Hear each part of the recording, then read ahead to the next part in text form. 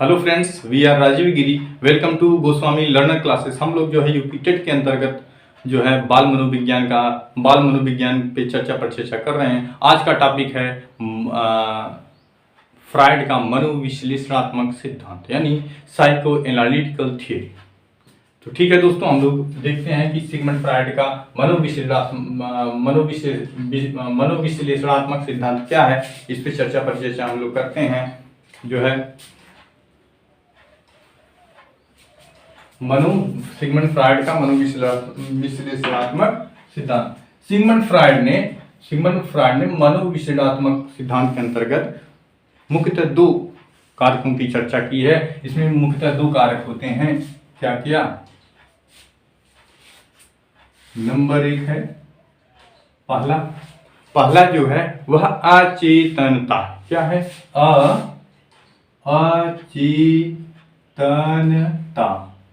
अचेतनता। और दूसरा जो उन्होंने प्रमुख कारक माना है सिगमंड फ्रायड ने मनोविश्लेषणात्मक के जो है दो कारक माने हैं, या इसके प्रमुख दो कारक होते हैं। एक है अचेतनता और दूसरा है इदम अहम पारा अहम। इदम अहम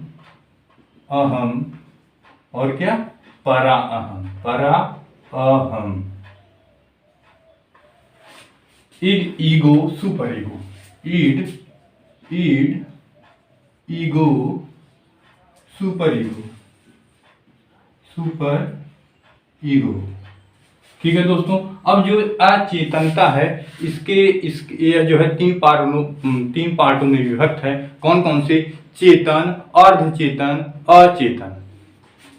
पहला क्या है? चेतन। दूसरा है अर्धचेतन। अर्धचेतन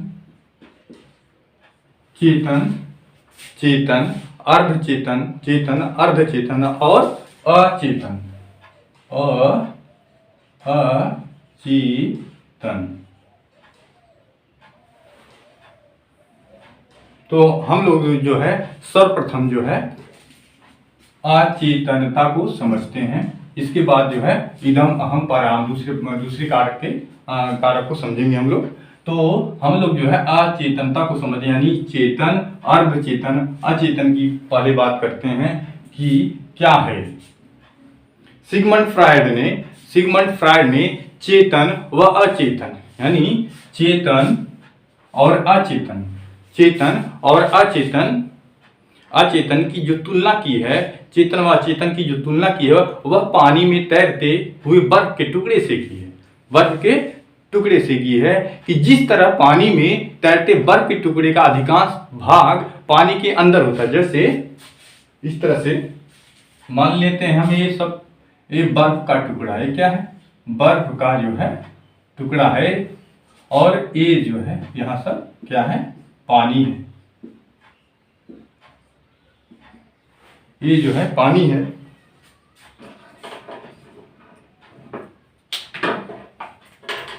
ये सब पानी है और यहाँ पे जो है क्या है? यह जो है एक बर्फ का एक टुकड़ा है।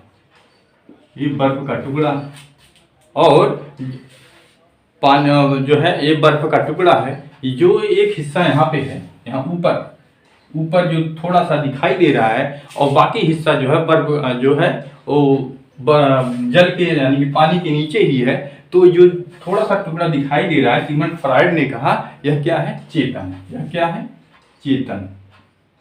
ये चेतन है जो पानी में दिखाई दे रहा है, जो है कि पानी के ऊपरी भाग में, यानी कि जो बर्फ के टुकड़े को जब जल में हम लोग डालेंगे तो थोड़ा सा हिस्सा दिखाई देता है। उस हिस्से को सिगमंड फ्रायड ने चेतन नाम दिया। क्या कहा? चेतन। और जो तथा ऊपरी भाग जो कम दिखाई दे रहा है, यह जो है क्या है? चेतन। और जो है बाकी जो नहीं दिखाई दे रहा है वह अचेतन मस्तिष्क। यह जो है चेतन मस्तिष्क है। यह चेतन मस्तिष्क है। यह जो है अचेतन अचेतन मस्तिष्क। यानी सिगमंड फ्रॉइड ने कहा कि बर्फ में डूबे हुए टुकड़े का वह हिस्सा जो हमें दिखाई नहीं देता वह अचेतन मस्तिष्क है। वह क्या है? वह अचेतन मस्तिष्क है। और जो हमें थोड़ा सा वह हिस्सा जो हमें दिखाई देता है वह चेतन मस्तिष्क है। वह क्या है? चेतन मस्तिष्क है। यानी सिगमंड फ्रॉइड ने कहा कि जिस तरह पानी में तैरते बर्फ के टुकड़े का अधिकांश भाग पानी के अंदर होता है, उसी तरह व्यक्तित्व का अचेतन मस्तिष्क होता है। उसी तरह जो अचेतन मस्तिष्क है, उसी तरह जो है अचेतन मस्तिष्क होता है। अचेतन मस्तिष्क होता है तथा ऊपरी भाग जो कम दिखाई देता है वह चेतन मस्तिष्क। वह क्या है? चेतन मस्तिष्क है। वह क्या है? वह चेतन मस्तिष्क है। फिलहाल हम लोग जो है कि चेतन मस्तिष्क को और समझने की कोशिश करते हैं कि जो है चेतन और अचेतन क्या है। तो हम चेतन को और समझते हैं डिटेल से। हम लोग चेतन को कि क्या चेतन है, इसमें क्या क्या चीजें आती हैं, कौन कौन से एलिमेंट हैं। तो चेतन में समाज द्वारा स्वीकृत कार्य होते हैं। कौन से कार्य होते हैं? स्वीकृत कार्य। कौन से कार्य होते हैं? चेतन में जो है समाज द्वारा जो स्वीकृत कार्य होते हैं, समाज के द्वारा जो स्वीकृत हो वो कार्य होते हैं चेतन में। जैसे कौन कौन से कार्य हो सकते हैं? समाज के नियमों कानूनों के आधार पर जो कार्य किए जाते हैं वह चेतन होता है। यानी समाज के जो द्वारा स्वीकृत नियम कानून आदि होते हैं, जो समाज के द्वारा स्वीकृत होते हैं, वह चेतन मस्तिष्क के अंतर्गत किए जाते हैं। चेतन क्या होता है? अच्छे कार्यों का भंडार होता है। क्या होता है? अच्छे कार्यों का जो है ये चेतन जो है अच्छे कार्यों का क्या होता है? भंडार होता है।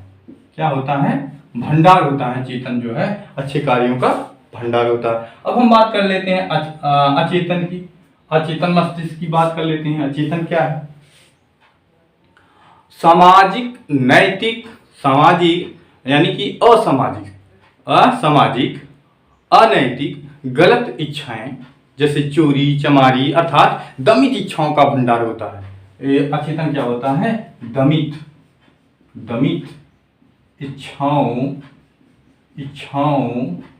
का भंडार होता है। यानी कि जो समाज के द्वारा जिसको स्वीकृति प्रदान नहीं की जाती, जो समाज द्वारा स्वीकृत नहीं है, ऐसी इच्छाएं यानी कि दमित इच्छाएं, जो गलत इच्छाएं हैं, दमित इच्छाएं जो जिसको दबाया जाता है व्यक्ति के द्वारा या बालक के द्वारा, ऐसी इच्छाएं जो है अचेतन मस्तिष्क में पाई जाती। यानी आप कह सकते हैं कि गलत इच्छाओं का यानी कि बुरे कार्यों का भंडार होता है अचेतन मस्तिष्क। बुरे कार्यों का क्या होता है? भंडार होता है अचेतन मस्तिष्क। ऐसी इच्छाएं जिसको दबा दी जाती हैं या जिसको दमित का मतलब होता है दबाना। उस इच्छा को क्या कहते हैं कि इच्छाओं को दबा दिया गया। तो जो इच्छाएं दबा दी जाती हैं, जिसको व्यक्ति जो है बाह्य रूप से प्रकट नहीं कर पाता, वह इच्छाएं जो है अचेतन मस्तिष्क में चली जाती हैं। ठीक है दोस्तों, अब हम लोग जो है आगे बढ़ते हैं, आगे चर्चा करते हैं।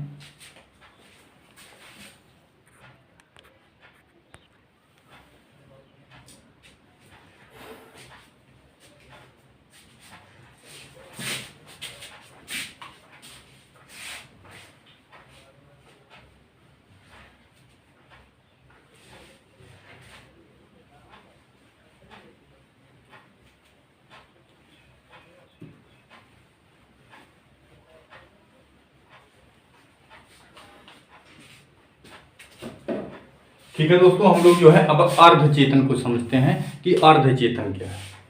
अर्ध चेतन जो होता है अर्ध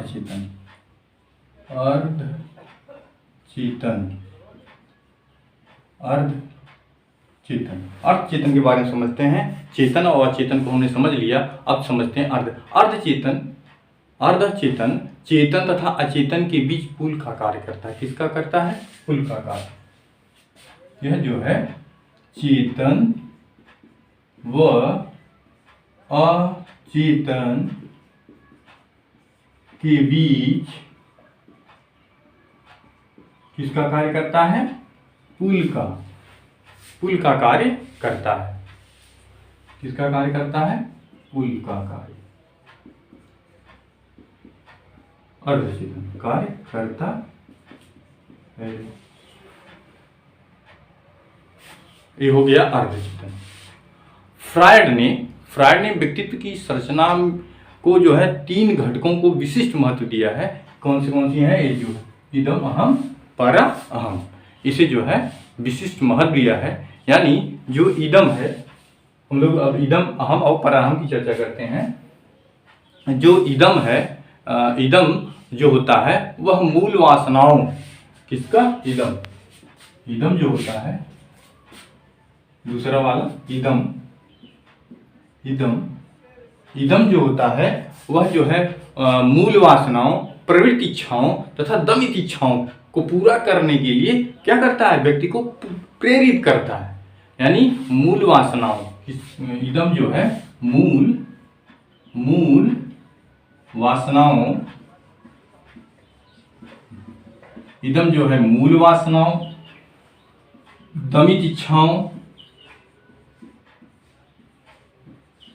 दमित जो इच्छाएं होती हैं उन्हें, मूल वासनाएं जो होती हैं, दमित इच्छाएं जो होती हैं को, प्रवृत्ति इच्छाएं जो होती हैं उसको पूर्ण करने के लिए, व्यक्ति को पूरा करने के लिए व्यक्ति को क्या करती हैं? उकसाते हैं। अर्थात इदम तनाव में नहीं रहना चाहता। इदम जो है यह क्या है? इदम जो है तनाव में नहीं रहना चाहता। इदम जो है तनाव में नहीं रहना चाहता। वह तत्काल सुख की प्राप्ति करना चाहता। वह क्या करना चाहता है? तत्काल जो है सुख की प्राप्ति करना चाहता है।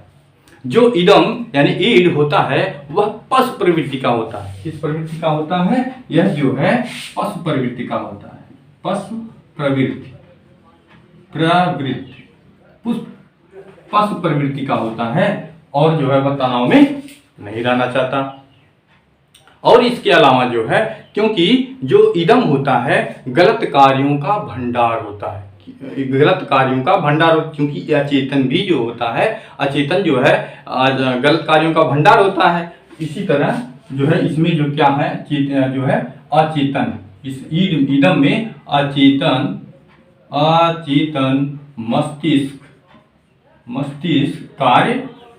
अचेतन मस्तिष्क कार्य करता है। इसलिए जो है यह भी एक गलत कार्यों का क्या है? भंडार ही है। अब हम समझते हैं परा अहम को। किसे समझते हैं? सुपर ईगो को। परा अहम क्या है दोस्तों? परा अहम सुपर ईगो। इसे देखते हैं क्या है। परा अहम व्यक्ति को समाज के आदर्शों, परा अहम व्यक्ति के समाज के आदर्शों और समाज के आदर्शों, परंपराओं के अनुसार व्यक्ति को कार्य करने के लिए क्या करता है? प्रेरित करता है। समाज के आदर्शों, परंपराओं,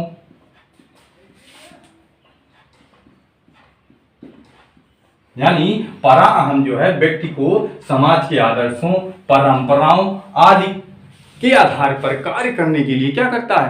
प्रेरित करता है। परा अहम व्यक्ति के व्यक्ति के अच्छे कार्य करने के लिए क्या करता है? प्रेरित करता है। और साथ ही साथ वह राष्ट्रहित, समाज हित, राष्ट्रहित, इसके लिए राष्ट्रहित के लिए, राष्ट्रहित, समाज हित जैसे कार्यों को करने के लिए क्या करता है? व्यक्ति को प्रेरित करता रहता है। क्यों? क्योंकि जो है परा अहम जो है अच्छे कार्यों का क्या होता है? भंडार होता है। परा अहम जो है अच्छे कार्यों का, अच्छे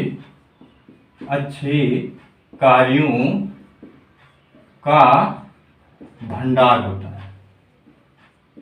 ठीक है दोस्तों, अब हम लोग चलते हैं नेक्स्ट पे चर्चा करते हैं। ठीक है हम दोस्तों, तो आगे बढ़ते हैं हम लोग। क्या है,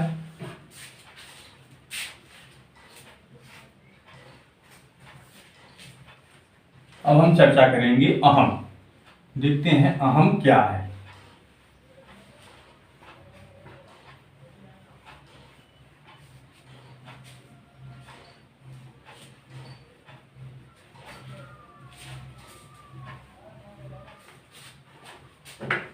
अहम को समझते हैं कि अहम क्या है। अहम अहम अहम अहम जो है व्यक्ति को जो है वास्तविकता के साथ क्या करता है, तालमेल करता है। अहम जो है व्यक्ति की वास्तविकता के साथ, अहम जो है वास्तविकता के साथ क्या करता है, तालमेल करता है। तालमेल बिठाता है या तालमेल करता है, वास्तविकता के साथ व्यक्ति का तालमेल करता है कि वास्तविकता क्या है। अहम वास्तविक के साथ तालमेल करता है, यानी इसमें जो है अहम में आंशिक रूप से क्या, आंशिक रूप से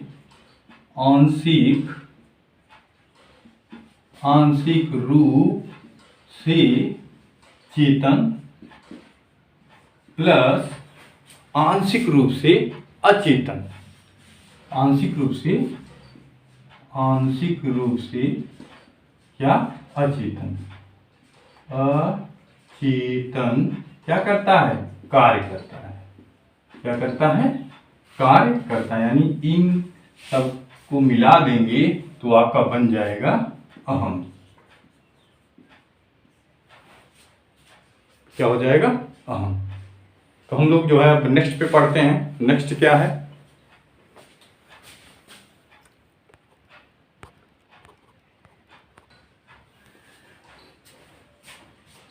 ठीक है दोस्तों, हम लोग जो है अब समझते हैं सिगमंड फ्रायड ने व्यक्तित्व के जो है कि गत्यात्मक पक्षों की बात की। किसकी बात की है, गत्यात्मक पक्ष की। सिगमंड फ्रायड ने व्यक्ति के गत्यात्मक पक्ष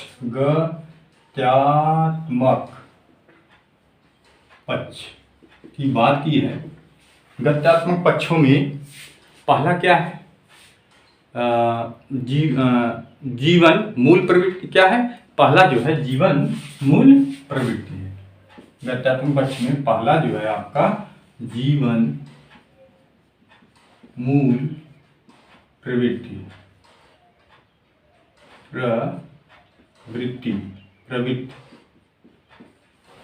जीवन मूल प्रवृत्ति, और दूसरा है मृत्यु मूल प्रवृत्ति। दूसरा जो है मृत्यु मूल प्रवृत्ति। जीवन मूल प्रवृत्ति और मृत्यु मूल प्रवृत्ति। तो हम लोग समझते हैं जीवन मूल प्रवृत्ति क्या है। जीवन मूल प्रवृत्ति जो है रचनात्मक एवं सकारात्मक कार्य जीवन मूल द्वारा नियत, यानी जो कार्य व्यक्ति के द्वारा रचनात्मक व्यक्ति के द्वारा रचनात्मक एवं सकारात्मक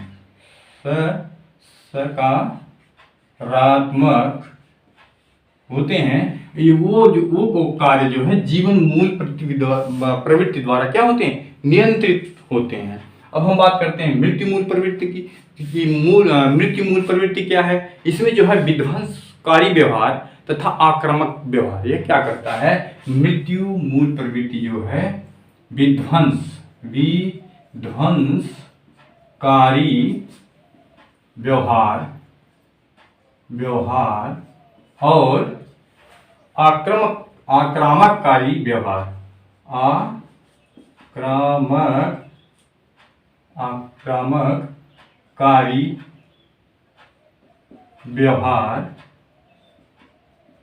क्या करता है, नियंत्रित करता है। मृत्यु मूल प्रवृत्ति जो है विध्वंसकारी व्यवहार को और आक्रामककारी व्यवहार को क्या करता है, नियंत्रित करता है। इसमें कार्य को नियंत्रित करता है, नियंत्रित होते हैं। ठीक है दोस्तों, अब हम अगले पे चर्चा करते हैं। सिगमंड फ्रायड महोदय ने चिंता की बात की है, उन चिंता को बताया है कि चिंता क्या है। तो अगला है चिंता। चिंता, जो चिंता है यह जो है लगभग तीन इसके कारक हैं। कौन कौन से, यानी कि सिगमंड फ्रायड महोदय ने चिंता क्या है, चिंता व्यक्ति को संभावित खतरों से सतर्क करती है। क्या सतर्क करती है? चिंता चिंता जो है व्यक्ति को संभावित खतरों से क्या करती है, सतर्क करती है। सिगमंड फ्रायड ने अपने सिद्धांत में तीन प्रकार की चिंताएं बताई। तो हम उसकी चर्चा हम लोग करते हैं। कौन कौन सी? नंबर 1, 2, 3। पहला है वास्तविक चिंता। पहला क्या है? वास्तविक चिंता। क्या है? वास्तविक चिंता। पहला क्या है? पहला जो है वास्तविक चिंता है, और दूसरा है तंत्रिकागत चिंता। दूसरा क्या है? तंत्रिकागत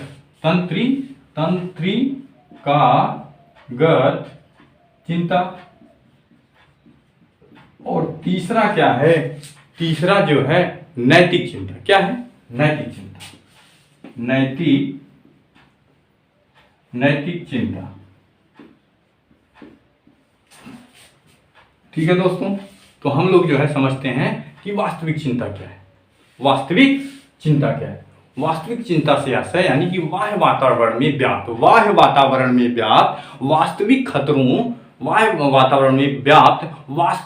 वास्तविक खतरों यानी कि ये वास्तविक खतरे कौन कौन से हैं? जैसे आंधी। क्या है? जैसे आंधी, और क्या? तूफान। आंधी तूफान, आग, दुर्घटना।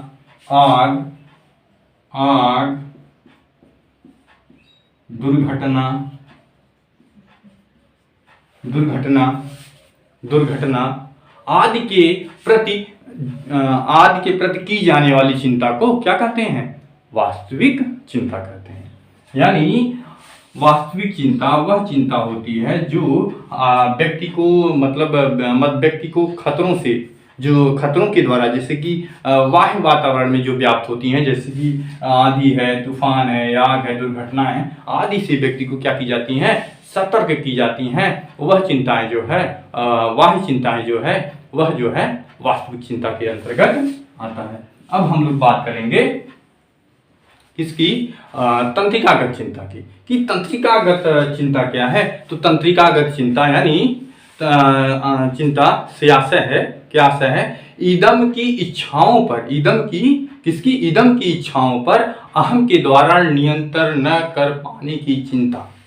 यानी ईदम की इच्छाओं पर, किसकी इच्छाओं पर? ईदम की इच्छाओं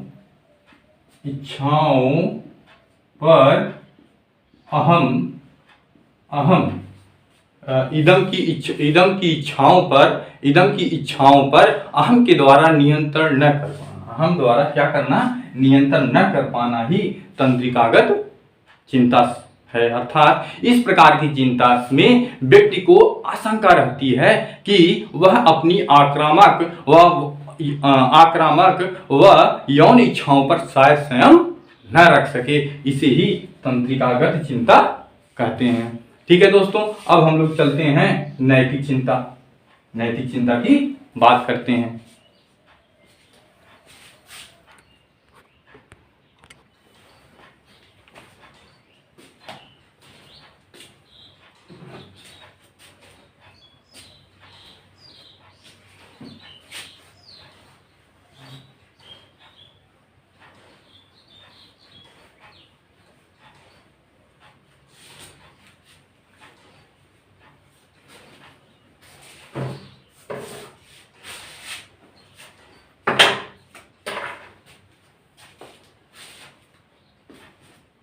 अब हम लोग बात करते हैं नैतिक चिंता की। नैतिक चिंता क्या है नैतिक चिंता? नैतिक चिंता दोस्तों, नैतिक चिंता से तात्पर्य है परा अहम के अनुरूप कार्य करने पर अहम द्वारा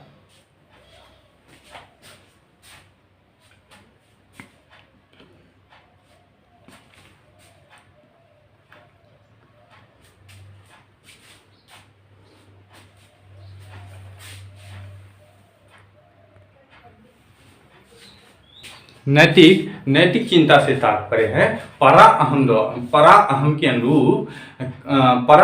अनुरूप कार्य करने पर अहम द्वारा दी जाने वाली चुनौतियों से संबंधित।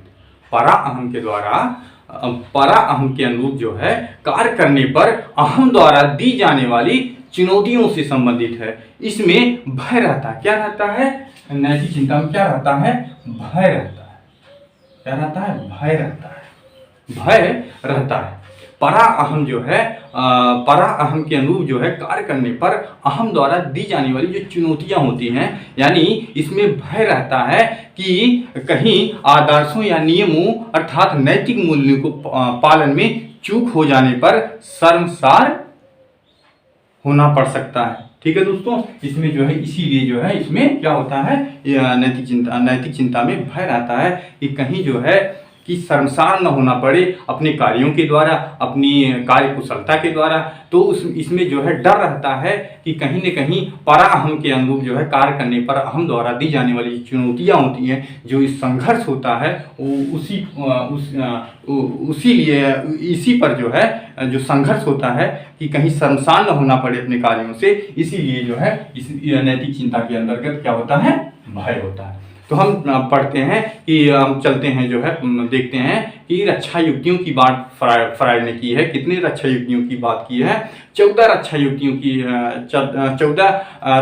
के प्रकारों की बात जो है फ्रायड ने किया है। तो वो रक्षा युक्तियां कौन कौन सी हैं देखते हैं हम लोग। रक्षा युक्तियां रक्षा युक्तियां, ये इंपॉर्टेंट टॉपिक है जो है सिगमंड फ्रायड परीक्षा में आ सकता है। नंबर 1 है, क्या है? 14 रक्षा युक्तियों की सिगमंड फ्रायड ने चर्चा की है। तो रक्षा युक्तियां वो 14 को हम लोग लिखते हैं, देखते हैं कौन कौन सी हैं रक्षा युक्तियां।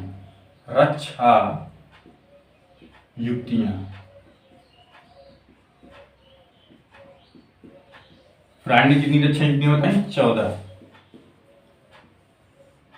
14 रक्षा युक्तियों पे चर्चा हम लोग करेंगे। देखते हैं, पहला है दमन। क्या है पहला? क्या है? दमन से आशय है दमित कर देना, दबा देना। जिन विचारों को हम व्यक्त नहीं कर पाते वे विचार अपने आप अचेतन में चले जाते हैं, यही दमन है। यानी वो विचार जिसको हम जो है व्यक्त नहीं कर पाते, यानी विचारों का व्यक्त न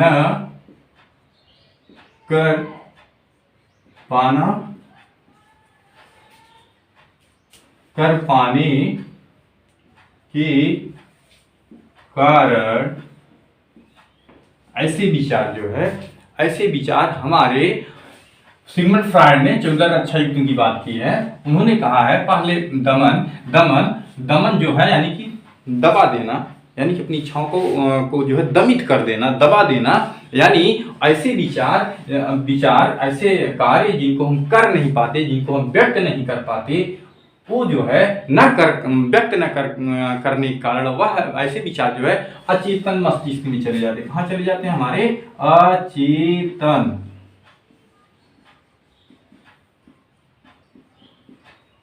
अचेतन मस्तिष्क में चले जाते हैं।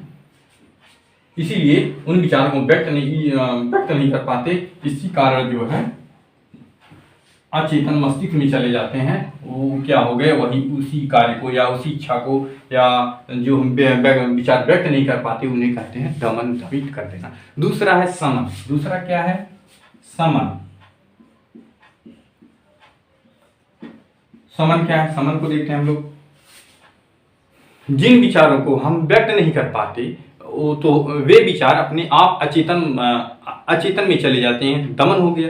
और ऐसे विचार यानी कि कष्टदायक विचार, कैसे विचार? कष्टदायी विचार,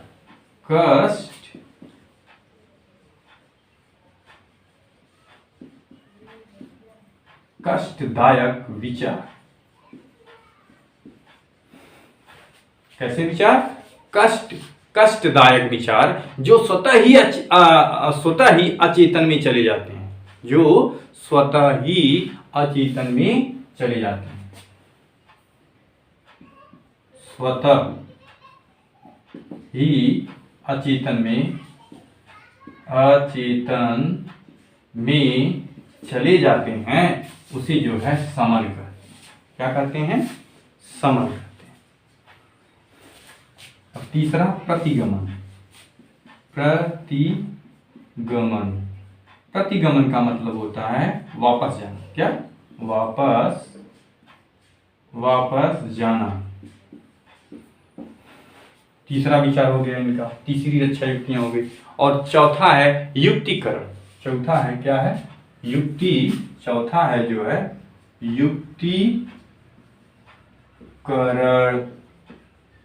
युक्तिकरण। चौथा है जो है युक्तिकरण।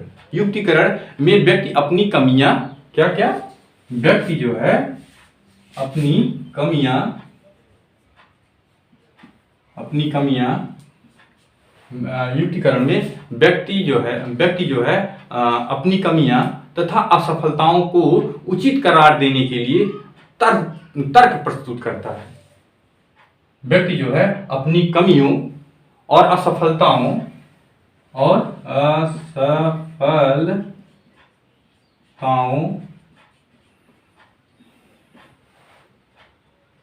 युक्तिकरण में व्यक्ति अपनी कमियों और असफलताओं को उचित करार देने के लिए क्या करता है? तर्क प्रस्तुत करता है। अपनी कमियों और असफलताओं को जो है कि उचित करार देने के लिए क्या करता है? तर्क प्रस्तुत करता है। जैसे फॉर एग्जाम्पल, जैसे लोमड़ी के द्वारा अंगूर खट्टे हैं। जब लोमड़ी अंगूर नहीं पाती तो क्या कहती है? अंगूर क्या है? खट्टे हैं। पैसे न रहने पर किसी बच्चे के द्वारा जो है यह कहना कि जलेबी अच्छी नहीं है, ये सब क्या है? युक्तिकरण। क्या है? युक्तिकरण है। और जो है ये चौथा था। पांचवा जो है क्या है? प्रक्षेपण। पांचवा जो है क्या है? प्रक्षेपण। प्रक्षेपण मतलब प्रक्षेपित कर देना। पांचवा जो है प्रक्षेपण है। छठा जो है क्षतिपूर्ति है। छठा क्या है? क्षतिपूर्ति है। और क्या? सातवां जो है प्रतिक्रिया निर्माण। क्या है? प्रतिक्रिया निर्माण।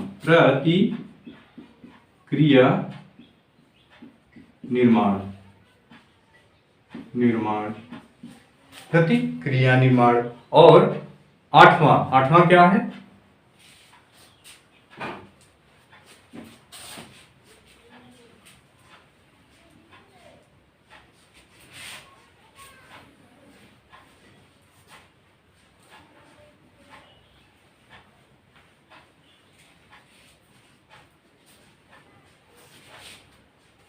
आठवां क्या है? तादात्मीकरण। क्या है? आठवां जो है तादात्मीकरण। तो तादात्मीकरण में इस स्थिति में व्यक्ति किसी अन्य व्यक्ति के साथ तादात्म्य स्थापित कर लेता है। व्यक्ति क्या करता है? इस स्थिति में व्यक्ति किसी अन्य व्यक्ति के साथ क्या करता है? तादात्म्य स्थापित कर लेता है। जैसे किसी व्यक्ति द्वारा किसी नेता मतलब कि एक प्रकार से कॉपी करना, नकल करना, जैसे तादात्म्य स्थापित कर लेता व्यक्ति जो है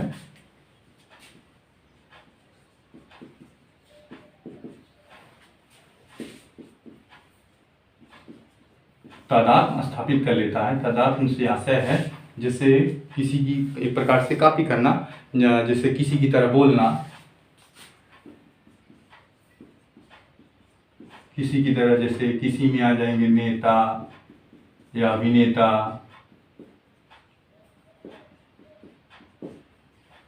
की तरह जो है, जैसे बोलना,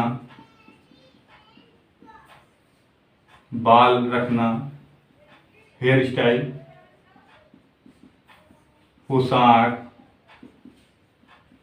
इत्यादि जो है आ सकते हैं, इत्यादि जो है आते हैं। अच्छा, युक्तियों में नौवां जो है मार्गांतरीकरण है। मार्गांतरीकरण, नौवां मार्गांतरीकरण। 10वां जो है रूपांतरीकरण है। क्या है? रूपांतरीकरण।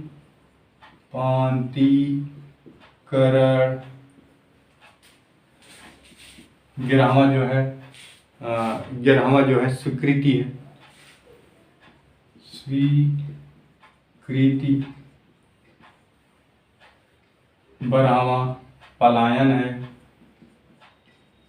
12वां क्या है? पलायन। 12वां क्या है? पलायन है। और 13वां जो है, 13वां दिवा स्वप्न है। क्या है? दिवा स्वप्न।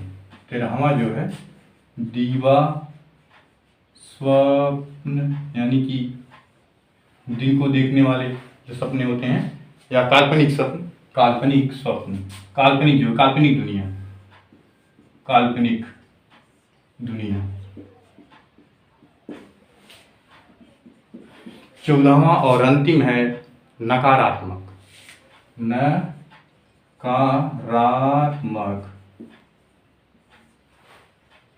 तो हम लोगों ने रक्षा युक्तियों पे चर्चा हम लोगों ने किया। फ्रायड ने व्यक्तित्व के विकास में लैंगिक ऊर्जा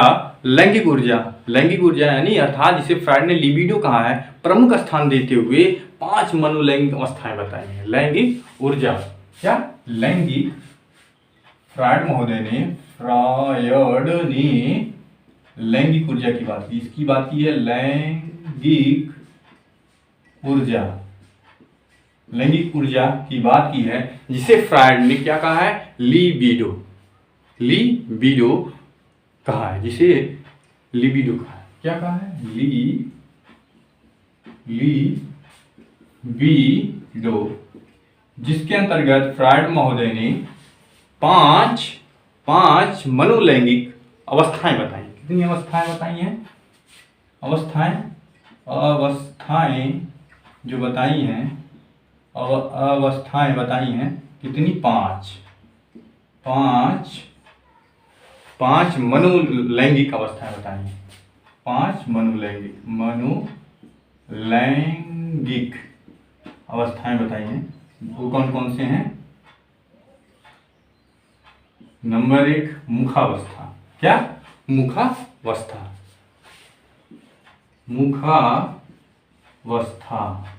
नंबर 1 मुखावस्था, जो जन्म से कितने वर्ष तक? जन्म से 1 वर्ष तक।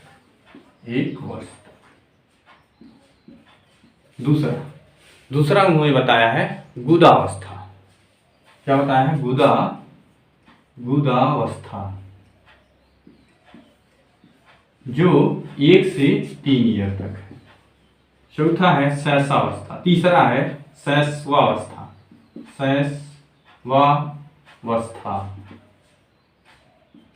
क्या है? शैशनावस्था है। क्या है? शैशनावस्था। ठीक है, शैशनावस्था है, जिसे जो है उन्होंने कहा है 3 से 6 वर्ष। कितने वर्ष तक? 3 से 6 वर्ष तक। और चौथा उन्होंने जो चर्चा किया है वह है अव्यक्तावस्था।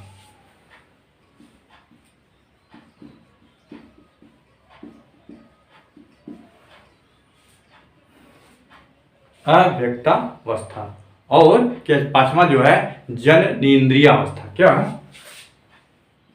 जननेन्द्रियावस्था।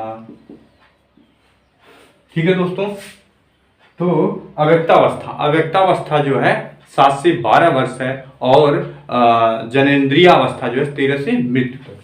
ये है 7 से 12 वर्ष तक, और ये है 7 से 7 से 12 वर्ष तक, और ये जो है 12 से मृत्यु तक।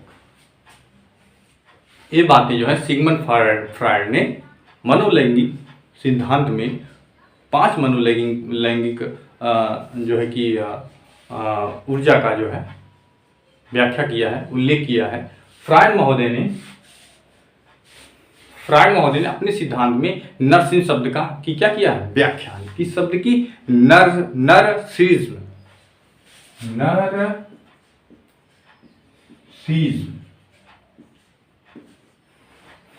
शब्द की व्याख्या किया है, जिसका अर्थ होता है स्वप्रेम की, जिसका अर्थ है स्वप्रेम की भावना, जिसका अर्थ है स्वप्रेम की भावना। और जो है कि इसके साथ ही साथ जो है स्वप्रेम की भावना, ये जो है बच्चों में जो है शैशवावस्था में पाई जाती है। किस अवस्था में पाई जाती है? शैशवावस्था में। शैशवावस्था में पाई जाती है स्वप्रेम की भावना, जिसे फ्रायड महोदय ने नर्सिसिज्म नाम दिया है। और इसके साथ ही फ्रायड महोदय ने बालकों में मातृप्रेम, यानी बालकों में मातृप्रेम और लड़कियों में पितृप्रेम। बालकों में जो है बालक में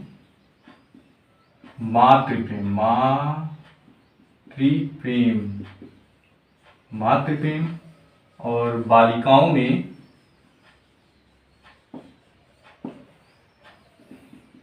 पितृप्रेम, जिसे फ्रायड महोदय ने क्या नाम दिया है? ओटिपस ग्रंथि। जिसे फ्रायड ने क्या कहा है?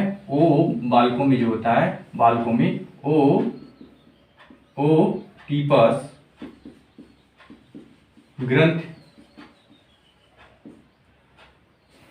और लड़कियों में इलेक्ट्रा ग्रंथि। कौन सी ग्रंथि? इलेक्ट्रा